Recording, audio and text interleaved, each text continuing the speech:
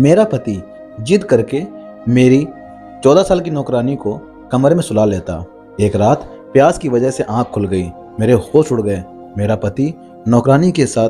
दोस्तों, हमारे घर में पिछले 2 सालों से एक नौकरानी काम कर रही थी जो कि बहुत ही ज़्यादा ईमानदार थी। लेकिन 4 दिन पहले किसी बात पर नाराज होकर मेरे पति ने उसकी नौकरी से निकाल दिया और यह 4 दिन मुझे घर का सारा काम करना पड़ा, जिससे मैं बहुत ज़्यादा थक जाती थी। मैंने अपने पति से शिकायत की कि आपने नौकरानी को क्यों निकाल दिया, अब मैं बहुत थक जाती हूँ, मुझसे सारे घर का काम नहीं होता। यह शिकायत मैंने सुबह की ही थी और आज शाम को वापसी पर मेरे पति के साथ एक लड़की थी जिसका इंट्रोडक्शन उन्होंने यह कहकर करवाया, यह तुम्हारी नई नौकरानी है और यह इधर ही रहा करेगी।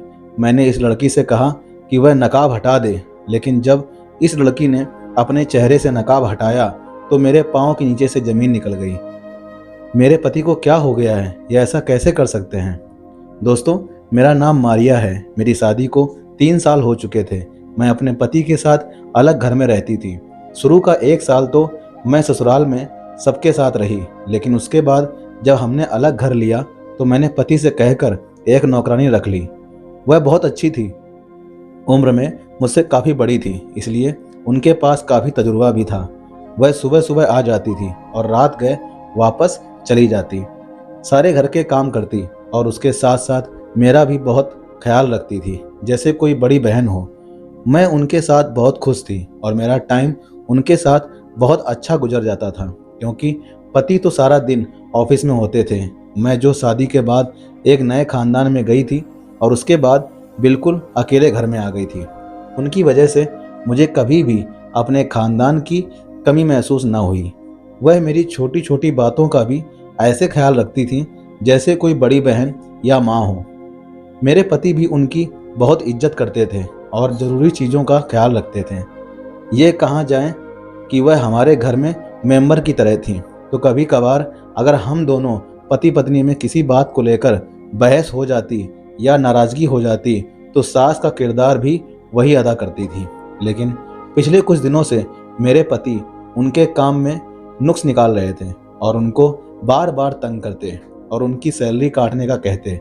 मुझे तो समझ नहीं आता था कि वे ऐसा क्यों करना शुरू कर दिए हैं। मैंने उनसे कई बार बात करने की कोशिश की, लेकिन उन्होंने यह कहकर चुप करवा दिया कि तुम नहीं जानती हो, यह जो नौकरानी टाइप की औरतें होती हैं, यह पहले इस तरह घर वालों को अपने शिकंजे में ले लेती हैं और बाद में सारा घर साफ करके चली जाती हैं। उन्होंने इस तरह की बहुत सी कहानी मुझे सुनाई, जिससे मैं डर गई और मैं उनसे दूर रहने लगी।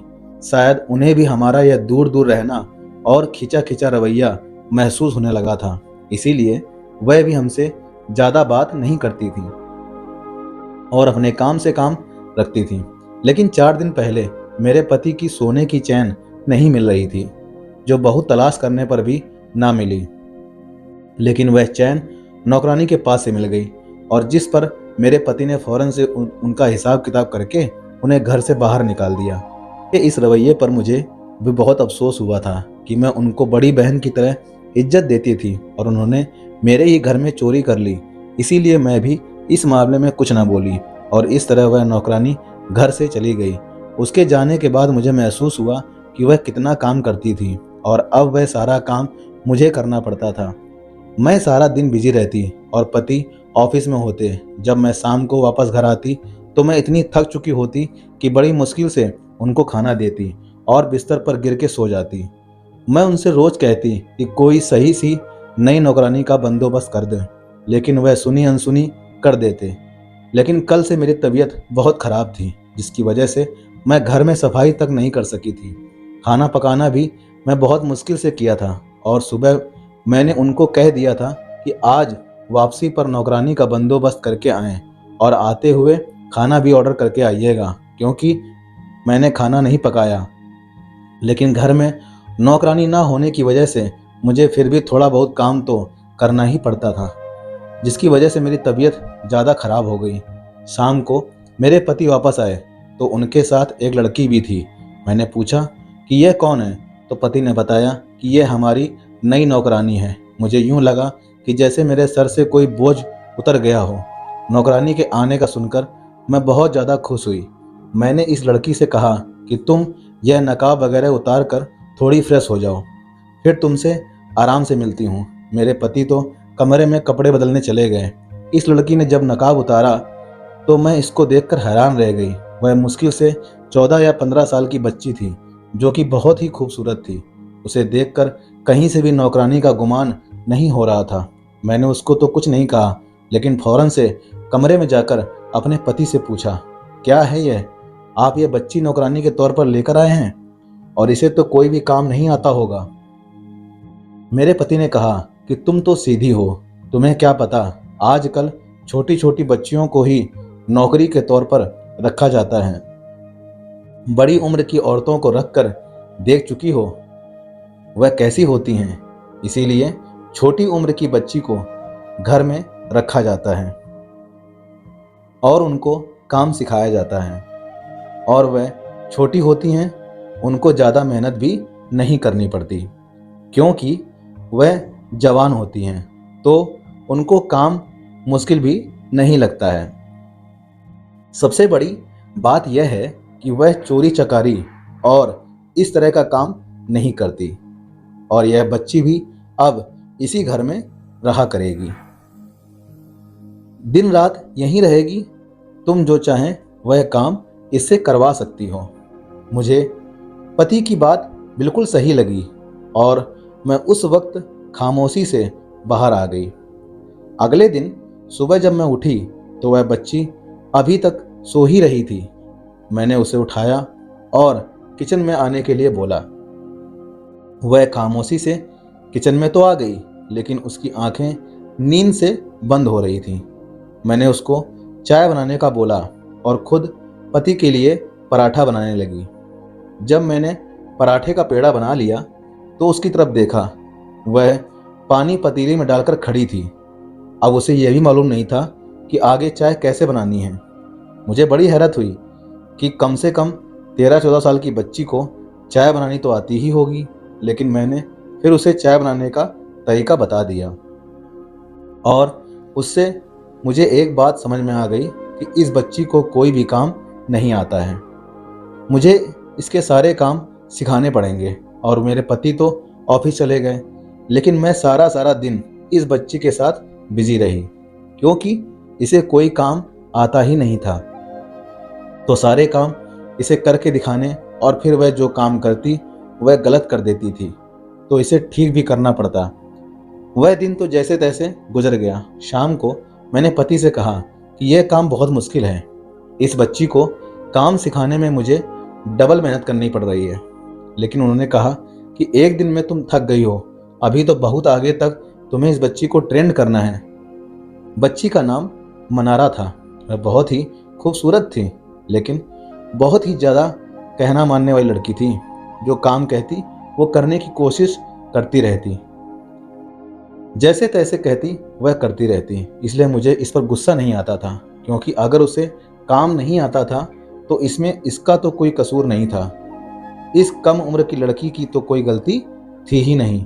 मुझे इस बच्ची पर कभी कभी तरस आता था कि इतनी कम उम्र में इस बेचारी को कमाना पड़ रहा है। मैंने उससे पूछा कि आपकी फैमिली में कौन कौन है, तो उसने बताया कि उसकी फैमिली में तो कोई भी नहीं है, वह अकेली है। उसके माँ बाप मर चुके हैं। मैंने उससे पूछा कि तो फिर वो कहाँ रहती थी, तो उसने मुझे बताया कि वह अपने एक रिश्तेदारों के घर रहती थी, जहाँ से मेरे पति उसको लेकर आए हैं। मैंने उससे पूछा कि क्या वह पढ़ती है, तो उसने बताया कि वह 10वीं में पढ़ती थी। मुझे इस बच्ची पर तरस आ गया और मैं इसको दिन के वक्त थोड़ा टाइम निकालकर पढ़ाने लगी और उससे कहा कि तुम प्राइवेट पेपर दे देना। यह बात मेरे पति को नहीं मालूम थी। मुझे इस बच्ची की नॉलेज पर कभी कभी हैरत होती है। वह बहुत दिल लगाकर पढ़ती थी और मुझे यकीन था कि वह बच्ची अपनी क्लास में टॉपर होगी, क्योंकि उसके पास बहुत नॉलेज थी। हर टॉपिक पर उसे मुझसे ज़्यादा जानकारी भी थी। अब मैं सारा दिन बिजी रहती, घर के काम करती, बच्ची को खाना पकाना सिखाती और फिर उसे पढ़ाती भी। इस तरह से सारे सिलसिले में मैं काम कर करके बहुत ज़्यादा थक जाती थी। इतनी ज़्यादा थक जाती थी कि अक्सर पति के आने से कुछ वक्त पहले ही मैं बिस्तर में चली जाया करती और मुझे बहुत गहरी नींद आ जाती और मैं इतनी थक जाती कि बिस्तर पर जाते ही सो जाती।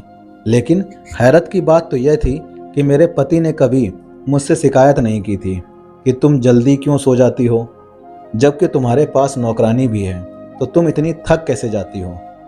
इसको हमारे घर में आए 2 हफ्ते हो चुके थे और सब कुछ नॉर्मल चल रहा था। मुझे इस बच्ची से प्यार सा होने लगा था, लेकिन उन 2 हफ्तों में जिस चीज़ ने मुझे बहुत ज़्यादा परेशान किया था वह यह थी कि मेरे पति इसी बच्ची पर बहुत ज़्यादा ध्यान भी देते थे।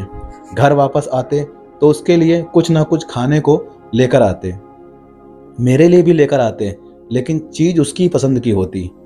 उसके साथ बैठकर इधर उधर की बातें करते हैं, उसे हंसाने की कोशिश करते हैं। मुझे यह सब बड़ा अजीब लगता कि नौकरानी के साथ यह सब कौन करता है, और अगर मैं पूछती या कोई बात करती तो कहते कि वह बच्ची है, उसको इस घर से वाकिफ कराने के लिए मैं यह सब करता हूँ।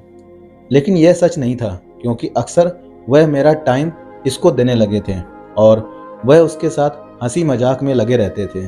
मेरे पति के वह दिन बदलते रवैये ने मुझे ऐसा करने पर मजबूर कर दिया और मैंने नोट करना शुरू किया कि मनारा का भी मेरे पति के आने का इंतजार रहता था। वह भी उनके आने की टाइम पर दरवाजे के आसपास घूमती रहती थी और जब मेरे पति घर होते तो बहुत खुश रहती थी, जबकि मेरे साथ सारा दिन वह कुछ डरी डरी सी रहती थी।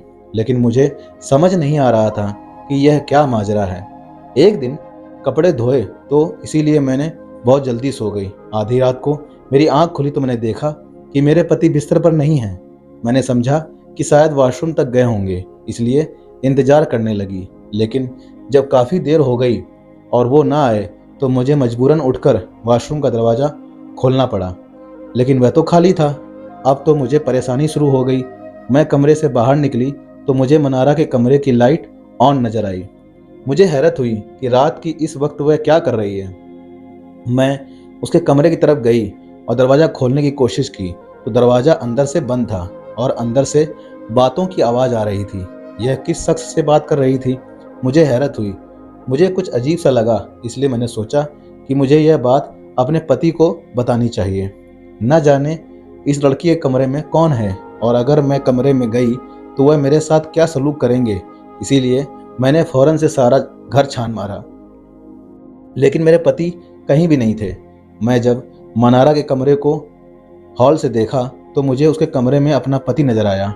वह दरवाजे की तरफ पीठ करके बैठे थे और हॉल से मुझे बस कमर ही नजर आ रही थी। मुझे बड़ा गुस्सा आया।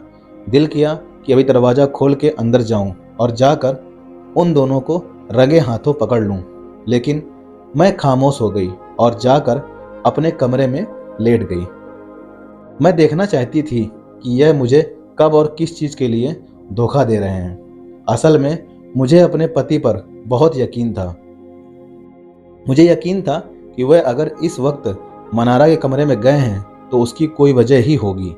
यकीनन वह मुझे यह बात ज़रूर डिस्कस करेंगे और मुझे बताएंगे, या शायद वो डर गई होगी तो यह इस दिलासा देने गए होंगे, क्योंकि वह बच्ची बहुत छोटी है, उसकी उम्र ही कितनी ज़्यादा हुई थी, तो उसको हो सकता है दिलासा दिलाने के लिए कि कमरे में गए होंगे। यही बात बस मैं सोच रही थी। थोड़ी देर बाद मेरे पति कमरे में आए और आकर खामोशी से बिस्तर पर लेट गए। मुझे लगा कि दूसरे दिन सुबह मनारा नहीं उठेगी या उसके अंदाज में कुछ बदलाव होगा, लेकिन सुबह के वक्त दोनों बिल्कुल नॉर्मल थे।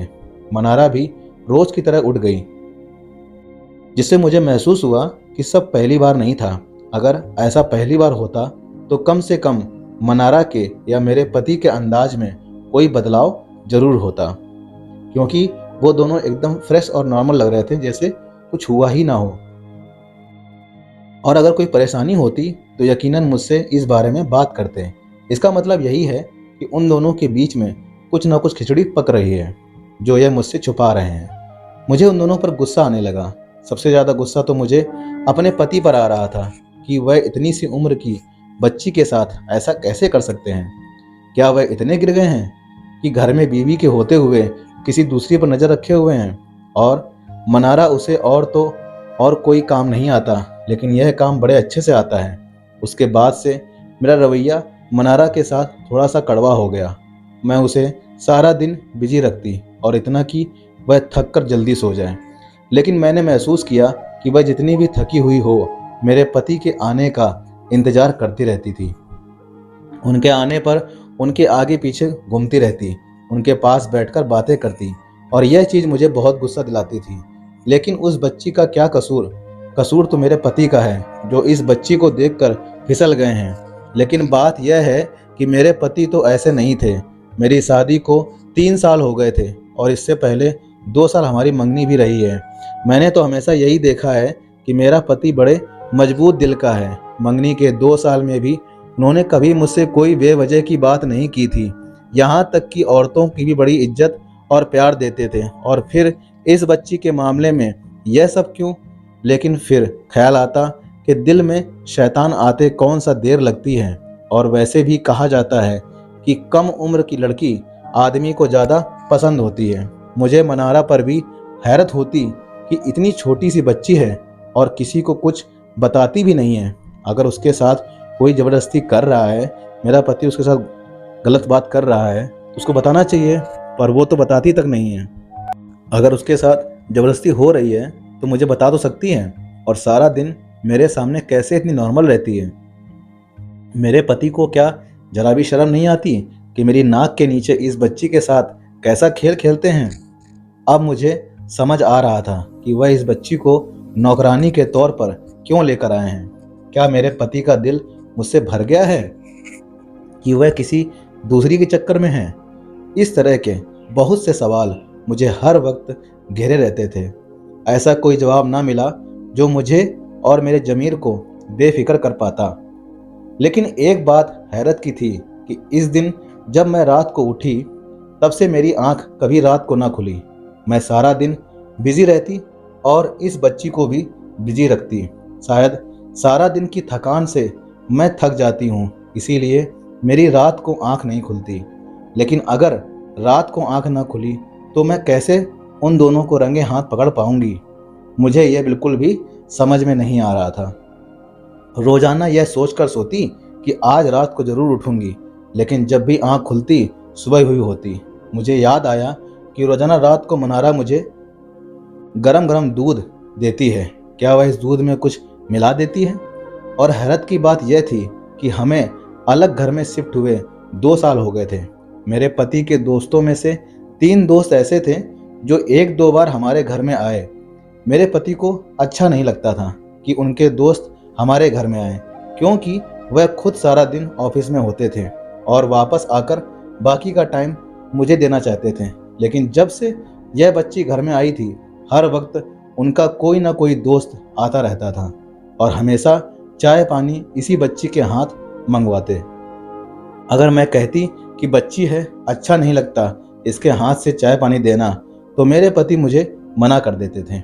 यह नौकरानी है, इसका काम है, और तुम ड्राइंग रूम में मत आना। वह बच्ची जब भी ड्राइंग रूम में जाती तो बहुत टाइम लगाकर वापस आती और मेरे पूछने पर कहती वह लोग मुझे पढ़ाई के बारे में पूछ रहे थे या कोई ऐसी बात कर रहे थे।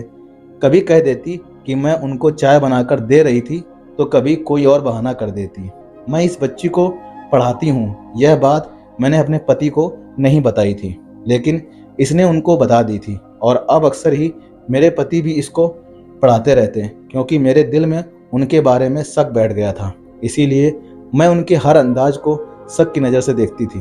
वह जब भी इसको पढ़ाते, मैं हमेशा उनके आसपास ही रहती, लेकिन कभी भी मुझे उनके किसी रवैये पर ऐसी कोई बात नज़र नहीं आई और मैं सोचने पर मजबूर हो जाती, अगर उन दोनों के बीच कोई चक्कर चल रहा होता तो फिर रात को से कमरे में क्या करने गए थे। अब तो कभी कभी मुझे यह भी लगने लगता था कि वह सब मेरा वहम था। ऐसा कुछ भी नहीं था।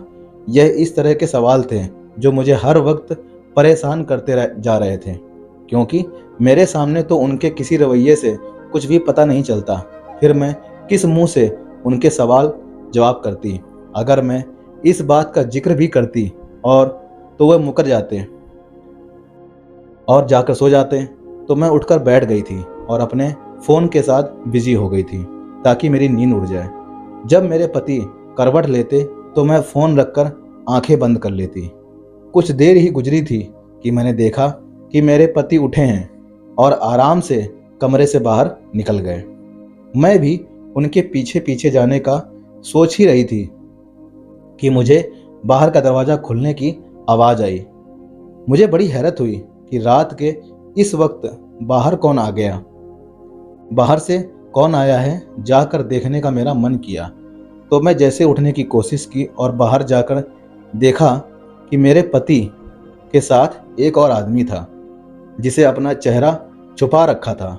और हैरत की बात यह थी कि वह दोनों रात के इस वक्त इस बच्ची के कमरे में जा रहे थे। वो आदमी जो चेहरा छुपा कर आया था और मेरे पति। मुझे ये सब देखकर बहुत अजीब सा लगा और साथ ही साथ दुख भी हुआ। तो क्या मेरा पति इतना गिर चुका था कि आधी रात किसी और आदमी को ही बुला रहा है, उस बच्ची के कमरे में जा रहा है। मैंने सोच लिया कि अब तो जो हो उन दोनों को रंगे हाथ पकड़कर ही रहूंगी। मैंने फौरन अपने जूते पहन लिए और इस बच्ची के कमरे में गई कि बच्ची एक कुर्सी पर बैठकर रो रही है। मेरे पति उसके बिस्तर पर बैठे हैं और वह दूसरा आदमी इस बच्ची के पास खड़ा उसको दिलासा दे रहा था। मुझे देखकर वो तीनों घबरा गए। मैंने पूछा, यह आदमी कौन है और आधी रात को मेरे घर में क्या काम हो रहा है? और मैंने अपने पति से कहा कि सब क्या है, यह सब करते हुए तुम्हें शर्म नहीं आ रही? यह छोटी सी बच्ची हमारी जिम्मेदारी है और आप एक और आदमी को पकड़ कर ले आए हैं। क्या कर रहे हैं इसके साथ आप लोग? आप लोगों ने इसके साथ क्या किया है? ये क्यों रो रही है यह बच्ची? मैं गुस्से में बड़बड़ाना शुरू हो गई। मेरे पति ने मुझसे कहा कि यहाँ पर आ जाओ, तुमको सच बताता हूँ, जो तुम देख रही हो वो सच नहीं है। लेकिन मैं कुछ भी सुनने को तैयार ना थी। मैं ज़बरदस्ती उस आदमी को बच्ची से अलग किया। मजबूरन उस बच्ची ने मुझे कहा कि जो आप समझ रही हैं वैसा कुछ भी नहीं है, आप एक बार मेरी बात तो सुन लीजिए। लेकिन उस दौरान वह आदमी खामोशी से मेरी तरफ देख रहा था। उसने अभी तक एक लफ्ज़ भी नहीं कहा था। मैंने गुस्से से कहा कि यह आदमी कौन है, यहाँ क्या चल रहा है? मैं इस आदमी को घर से निकालने के लिए इसकी तरफ बढ़ी तो मेरे पति ने आगे बढ़कर मुझे फ़ौरन से पकड़ लिया। मेरे पति ने कहा कि यह आदमी इसका बाप है। मुझे यह सुनकर झटका लगा। अगर वह बच्ची का बाप है तो उसने अपने बच्ची को हमारे घर में इतनी सी उम्र में नौकरी के लिए क्यों भेज दिया और आधी रात को अपनी बच्ची से मिलने क्यों आया है? वह दिन को भी तो आ सकता था। मैंने सवाल करने शुरू किए और कहा कि आप लोग मुझे पागल समझते हैं कि आप लोग कहेंगे तो मैं यकीन कर लूँगी कि यह आदमी इस बच्ची का बाप है और मैं मान जाऊँगी। ऐसा कुछ नहीं है। मैं आप लोगों की कंप्लेन करूँगी और इस बच्ची को भी नहीं छोड़ूंगी जो मेरे ही घर में रहकर यह सब कर रही है। और मेरे पति ने कहा कि तुम तसल्ली से बैठ जाओ, एक बार सारी बात सुन लो, फिर जो तुम कहोगी वही होगा। मैं खामोशी से बैठ गई। मेरे पति ने बताया कि आदमी उनका दोस्त है और उसकी शादी एक अमीर घर में हुई थी। शादी पसंद की थी, उसकी वजह से लड़के के माँ बाप ने शादी का स्वीकार ना किया और ना ही लड़की के माँ बाप ने स्वीकार किया। लेकिन यह दोनों अलग अलग घर में रहने लगे। यह उन्हीं की बेटी है और बहुत ही नाजों से पाली गई है और यह दोनों बेकार की ज़िंदगी गुजार रहे थे। लेकिन एक एक्सीडेंट में उसकी बीवी की मौत हो गई। अब वह मौत हादसा है या नाटक, यह अभी तक मालूम नहीं हो सका। और उसके बाद से उसकी बीवी के घर वालों ने उसे पर कत्ल का इल्ज़ाम लगा दिया और उसको मारना चाहते हैं, जिसकी वजह से यह सब हो रहा है। और वह इस बच्ची की भी जान लेना चाह रहे थे। इसने मुझे मदद मांगी तो मैं इस बच्ची को इस घर में ले आया। मैंने तुम्हें सच नहीं बताया और कहा कि यह बच्ची नौकरानी है और यहाँ पर काम करने के लिए आई है ताकि तुम इसे कुछ ना कुछ काम सिखा दो और अगर घर में कोई आ जाए तो इसको काम करता देखकर नौकरानी ही समझे। मैं इसे प्यार इसलिए करता हूँ कि मुझे अपनी बच्ची की तरह लगती है और ये मेरा दोस्त है जो भेष बदलकर कभी कभी दिन को भी इससे मिलने आता था और कभी इस रात को अपनी बेटी से मिलने आ जाता था। मुझे अपनी सोच पर शर्मिंदगी महसूस हुई और मैंने उन सब से माफ़ी मांगी और मैंने कहा कि जहाँ तक हो सके इस बच्चे का ख्याल रखेगी और आप लोगों का साथ दूंगी। लेकिन अगर देखा जाए तो इन सब में मेरा कोई कसूर नहीं था। उन सबको यह सच मुझे पहले ही बता देना चाहिए था। मैंने अपने पति से कहा कि अब ये नौकरानी नहीं है, हमारी बेटी है और हम इसको बेटी की तरह ही पालेंगे। आपको कल से किसी नौकरानी का बंदोबस्त करना है। दोस्तों, मेरे पति ने कहा कि पुरानी नौकरानी बहुत अच्छी थी, मैं तो सिर्फ इस बच्ची को घर में लेकर आने के लिए वह सब कर रहा था। उस नौकरानी पर चोरी का इल्ज़ाम लगाया ताकि मैं उसको आराम से घर से बाहर निकाल सकूं, वो भी इस बच्ची के लिए, और उसने कोई चोरी की नहीं थी। दूसरे दिन हमने जाकर उससे माफ़ी मांगी और उनको कहा कि किसी परेशानी की वजह से आपको घर से निकालने के लिए हमने ये सब किया था। हमारी रानी, जिसे मैं मौसी कहती थी, वह बहुत अच्छी थी। उन्होंने हमें माफ़ कर दिया और दूसरे दिन से हमारे घर में आकर रहने लगी और घर का सारा काम संभाल लिया। उन्हें भी मनारा की हकीकत मालूम हो गई थी। उन्होंने मेरा बहुत साथ दिया और एक माँ की तरह मनारा की भी परवरिश की। उसके बाद तकरीबन 2 साल मनारा हमारे घर में ही रही। मैं उसे अपनी बच्ची की तरह ही रखा, उसे पढ़ाया, खिलाया, अच्छा बनाया, अच्छा पहनाया और बाद में उसका बाप हर इल्ज़ाम से मुक्त भी हो गया और जो उस पर कत्ल का इल्ज़ाम लगा था वह झूठा साबित हो गया। उसकी बीवी को उसके माँ बाप ने ही मरवाया था। इस तरह वह हर चीज़ से आज़ाद होकर अपनी बेटी को ले गया। आज भी वह बच्ची हमारे घर में आती है और हम अपनी बेटी की तरह ही उसको चाहते हैं और वह और उसका बाप इस चीज़ को हमारा एहसान मानते हैं। लेकिन सच तो यह है कि मैं उनके साथ देकर कोई एहसान नहीं किया था, क्योंकि बुरा वक्त कैसा भी हो दोस्तों, निकल जाता है। हम उन लोगों की हिफाजत करना हमारा कर्तव्य था। मेरा ज़मीर भी बेफिक्र हो गया था और मुझे उन सब की मदद करके बहुत अच्छा लग रहा था। जो भी मेरे मन में था वो होना स्वाभाविक था, किसी को भी साथ भी हो सकता है, लेकिन सच्चाई जान करके मैंने उस बच्ची की बहुत केयर की और उसको पाला पोसा बड़ा किया। दोस्तों, कहानी कैसी लगी कमेंट करके ज़रूर बताइएगा और चैनल को लाइक, सब्सक्राइब और शेयर ज़रूर कीजिएगा। मिलते हैं इसी तरह एक सच्ची और अच्छी कहानी में। तब तक के लिए जय हिंद, जय भारत।